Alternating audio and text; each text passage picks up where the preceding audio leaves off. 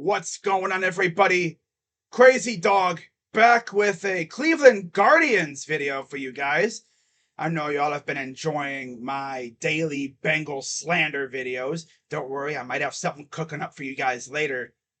But I had to make this video because Terry Francona was on Sirius XM radio, and he essentially came out and said that he's retiring without actually saying it. And here's the tweet talking about his interview. I'm not going to play the audio clip, but essentially the transcript is on your screen right now. And this is pretty much what Tito said. And I quote, "It's time. My body is telling me that. My head is telling me that. I've been pretty clear with the guys I work for and told them to start preparing because it's time." So yeah, like I said, he's essentially saying he's retiring without actually coming out and saying it. Now, I'm sure once the season ends and the smoke clears, I'm sure he'll officially come out and say, yeah, I'm hanging him up.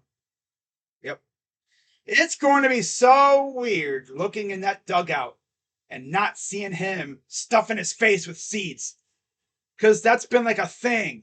You know, when they start the broadcast, they always show Terry Francona in the dugout. He's always feeding his face. It's going to be so weird not seeing him in the dugout feeding his face with seeds or chomping on gum or whatever. It's going to be so weird, man. Now, for those wondering, where does he stand in terms of Guardians or Indians managers in history in terms of wins and losses? He's actually the winningest manager in Indians/Guardians history. He has 911 wins. Keep in mind, the season's not over yet. So we'll see how many more wins we can rack up before the season ends. But yeah, overall, his record right now is 9-11, 7-44, and obviously 0 because there are no ties in modern baseball. And believe it or not, he's only been ejected 17 times. Wow. 17 ejections in 11 years? That's actually very impressive. That really is. That just goes to show you how mild-mannered he is. Like, you really have to piss him off for him to have to go out there and get ejected. And it's not usually him arguing balls and strikes. Most of the time, it's because of a bad call by the umpires. Like, they said this guy was out or something else happens. That's how mild-mannered he is now. Of course, he has dealt with some health issues over the years. He's missed a good chunk of seasons because of surgeries and such. But, yeah, man, you could just tell by his in-game decisions that, I think he is cooked as a manager. And I think it's about time for him to leave the dugout. Now, it'd be cool if, we kept him on in the organization as, a consultant or something, just to help out the new manager, but I don't know, man. I think he's cooked. I mean, I'm out here calling him mush brain for Pete's sake. But yeah, don't get me wrong. He's an absolute legend. But yeah, I think it's about time to hang him up, Tito. Put the gumdrum away. Now, with that being said, once he does officially retire, the search for a new manager begins. And I can already think of some internal options that the Guardians could look towards.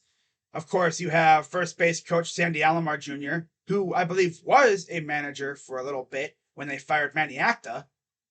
Bench coach DeMarlo Hale, who has taken over at times, especially in recent years when Tito had health issues. And then third base coach Mike Sarbaugh. That's an interesting one. Now, I honestly hope they go external, get a new voice in that clubhouse, because I'm sure at some point the same voices in the clubhouse get kind of stale. You kind of want new energy, new voices.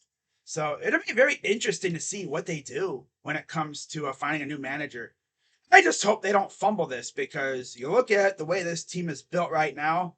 We got Jose Ramirez in the midst of essentially, his prime. You got Josh Naylor, who's solid, good pitching staff. And our farm is still pretty much loaded, although we're starting to see a lot of those good players come to the majors.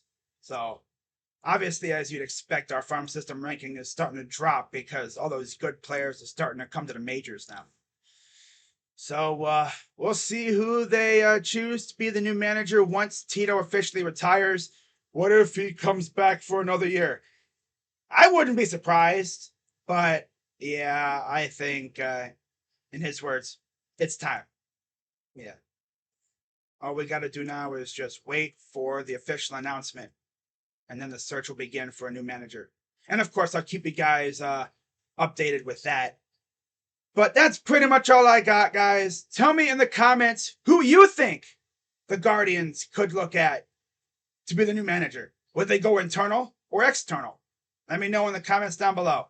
But with that being said, I'm Crazy Dog. Let's go, Guardians. And I'll see you guys later tonight for my series recap. Bye-bye.